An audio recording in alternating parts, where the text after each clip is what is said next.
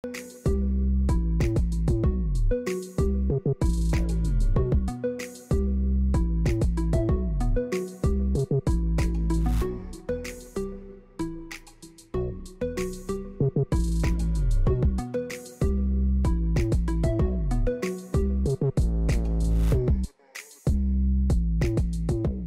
there, we hope you had a good weekend. This is your Monday edition of InfoHub. Guyana is reminded of government's unwavering commitment to equality and inclusionary democracy. Government clarifies misinformation on China's Belt and Road Initiative, and GPL encouraging customers to use payment agents for speedier service. The details of these stories and more right now. President David Granger on Sunday, August 19, restated the coalition government's unwavering commitment to equality and inclusionary democracy to the people of Guyana. Stacey Carmichael tells us more. The head of state and People's National Congress reform leader, following the announcement of the party's elections results, declaring Minister of Public Health Waldo Lawrence as the new chair. We have a mission, and what occurred over the last 3 days is a vindication of our commitment to the people of this country. The people have seen transparency, they've seen democracy, they've seen clean elections.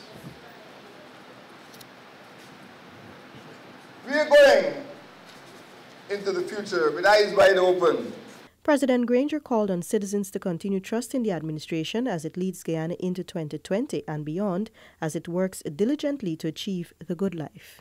We're leading Guyana into an era of greater social equality among all of our geographic regions and among all of our ethnic groups and social classes. We're leading Guyana forward into an era of inclusionary democracy, in which we are prepared to meet and speak with our political opposition and members of civil society. We're leading Guyana into an era of human safety. Never again will we see the horrors which we experienced in the first decade of this millennium. Now that the Congress is over, President Granger said the local government elections campaign will begin with an official launch shortly. Minister Lawrence, the second female elected to that position, contested alongside Minister of State Joseph Harmon and Attorney General and Minister of Legal Affairs Basil Williams. Minister of Social Cohesion Dr. George Norton and Minister within the Ministry of Public Infrastructure Annette Ferguson secured the positions of vice chairpersons, while Minister of Communities Ronald Bulkan is the treasurer. For InfoHub, Stacey Carmichael. Foreign Affairs Minister Carl Greenwich today set the record straight on an erroneous article in the Kaiser News relating to the agreement between Guyana and China on the Belt and Road Initiative. Here's more. Foreign Affairs Minister Carl Greenwich made it clear that the China Belt and Road Initiative is a voluntary agreement between bilateral partners. The minister clarified that it was a memorandum of understanding that was signed with the country, not a loan agreement. The suggestion that countries, as you put it, and as the newspaper tried to put it, countries that have signed on to such an initiative have found themselves in a debt trap is misleading, because at the last count, at least 68 countries were part and parcel of the Belt and Road Initiative. A number of them, and I wouldn't say it's insignificant, but a number of them have encountered difficulties arising from the project. But you know, the difficulties that have arisen cannot all be put on the plate of the Belt and Road Initiative itself. If you start off indebted before you take an additional loan, you will still be indebted. The main causes of failed or problematic projects in the Third World, Minister Greenwich said, are not the source of the funds, but often the concept or design of projects. One of the problems with this particular article and a series that followed it is that it follows in what one might term a herd mentality. You see a criticism or two criticisms about something, and you just jump in without trying to refine or to look at the specifics in the case of, let us say, Guyana, because that is what is required here.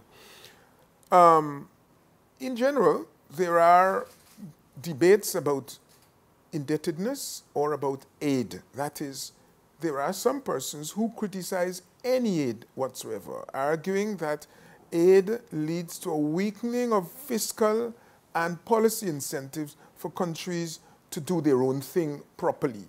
Many newspaper articles, the minister explained, focus on tied aid, without realizing that all countries use this mechanism to ensure that their firms benefit when aid is granted to a foreign state. Contrary to what is conveyed in the articles, tied aid is not unique to the Chinese government programs, Minister Greenidge highlighted. For InfoHub, Stacey Carmichael. Thanks, Stacey. The Guyana Revenue Authority, GRA, has advised that in keeping with the Memorandum of Understanding between the authority and Guyana National Industrial Corporation, GNIC, a fee of $20,000 will be charged for any container scanned at the Lombard Street facility. The fee takes effect on August 27, 2018 and is necessary to recoup GNIC's administration costs and allow for a return on its capital investment.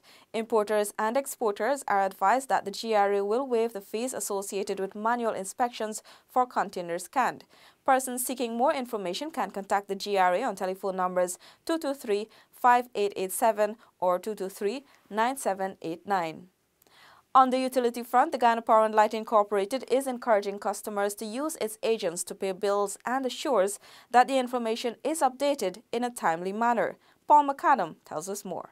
The Power Utility Company has bill payment services at Massive Superstores, Bounty Supermarkets, and Giftland Mall, among other locations. Divisional Commercial Manager Ronald Lafargue said using them ensures timely service and reduces congestion at its main office. We have a lot more agents than we have locations, and the agents are a lot closer to customers, so we are encouraging them to use the agents and make their payment, and the information is updated. What we would say is if you know that you have passed your due date, you should come into a GPL office to make your payment. The customer's payment information is updated in a timely manner by the agents. Lafargue is encouraging customers to use these agents.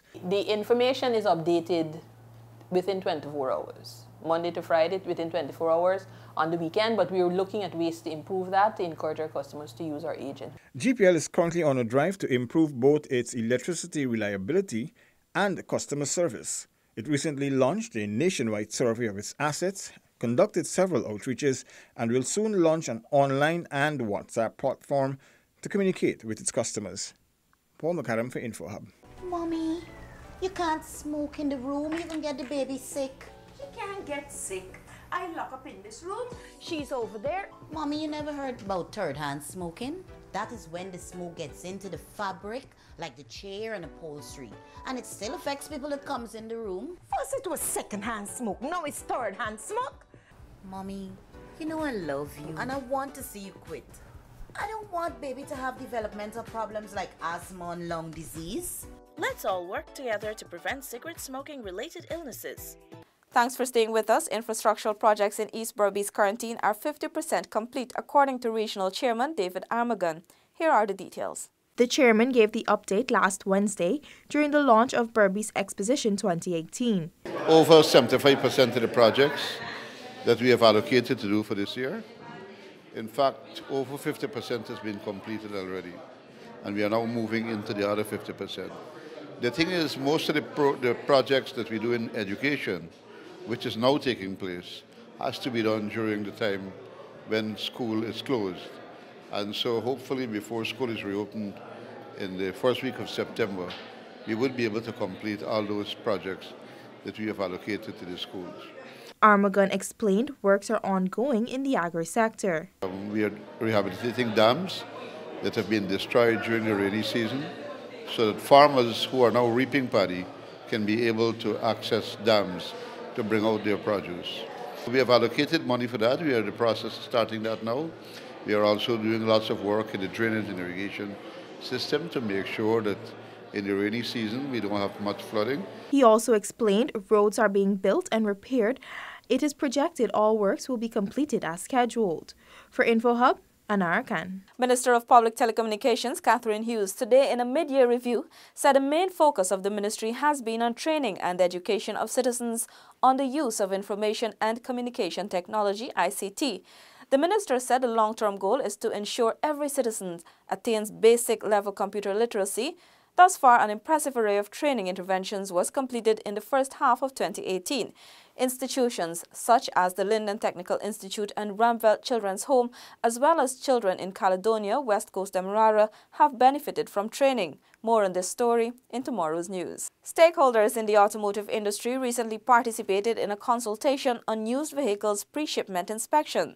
This was hosted by the Competition and Consumers Affairs Commission in collaboration with the Guyana National Bureau of Standards. Crystal Stull has details. With the growing trend of importation of used vehicles in the country, CCAC's director Don Cush said the event stemmed after numerous complaints from consumers over the years. The presence of many online portals has made importation of used vehicles relatively easy. However, it is quite difficult to know the condition of the vehicle without inspecting it physically, since currently no mandatory inspection is required on used vehicles imported from Japan. Cush explained that frequent complaints from consumers included defective vehicles, vehicles being misleading, non-delivery of goods, and the warranty and return of goods. One of the major concerns of the suppliers is about the variances in the vehicle advertised and defects that they discover only after the vehicle has arrived. CCAC sees that there is a need to implement a structure to safeguard the quality and standard of the items being imported in Guyana, and such welcomes the proposal. International consultant and director of excellence in automobile assessment in Japan, Lee Sayer, shared the processes and benefits derived from the implementation of a pre-shipment process. He explained that no vehicle should leave its country of origin if it is not roadworthy. Sayer said inspection factors to note before shipping used vehicles are stolen vehicles checks, radiation inspection, documentation translation, ISO accreditation, and structural inspections, to name a few. The consultation was welcomed by more than 20 participants who included representatives from the GRA, police force, banks, insurance companies, and prospective buyers. Crystal Stull for InfoHub. There are 3 spheres of government in Guyana: central, regional, and local. In our final report today, we will focus on local government as Guyana prepares for local government elections on November 12. Anara Khan tells us more. Local government's provisions are a key part of the Constitution. Article 71 of Guyana's Constitution describes local government as a vital aspect of democracy which shall be organized so as to involve as many people as possible in the task of managing and developing communities in which they live. For this purpose, Parliament is mandated to provide a countrywide system of local government through the establishment of local democratic organs which play an integral role of the state's political organization. Guyana has 10 administrative regions. These form the regional level of government. At the local government level, there are 3 types of authorities. These are the regional democratic councils, municipal councils, and neighborhood democratic councils. Local democratic organs ensure the efficient management and development of their communities and provide leadership by example. For these organs to have functioning members, they are selected through local government elections. These elections are held in the municipalities and neighborhood democratic councils using a mixed electoral system of proportional representation and first past the post. By this process, voluntary groups, political parties, and individual candidates contest for seats in the municipalities and neighborhood democratic councils. 50% of the councillors of each municipality and neighborhood democratic council are elected through the proportional representation component, and the other 50% through the first past the post or constituency component of the electoral system. Following a declaration made by the Minister of Communities, Ronald Bolkan, local government elections will be held on November 12, 2018. $2.9 billion have been allocated to the Guyana Elections Commission for preparations. Remember to exercise your constitutional right and vote on November 12th. Goodbye. Before we go, let's tell you that the Ministry of Public Security has advised that Wednesday, August 22, has been declared a public holiday, whereby our Muslim brothers and sisters will observe Eid al-Adha. That's all for now. Do remember to follow us on social media and our website at dpi.gov.gy for more news. We'll leave you now with your latest CPL match results and your bridge and weather reports. Goodbye.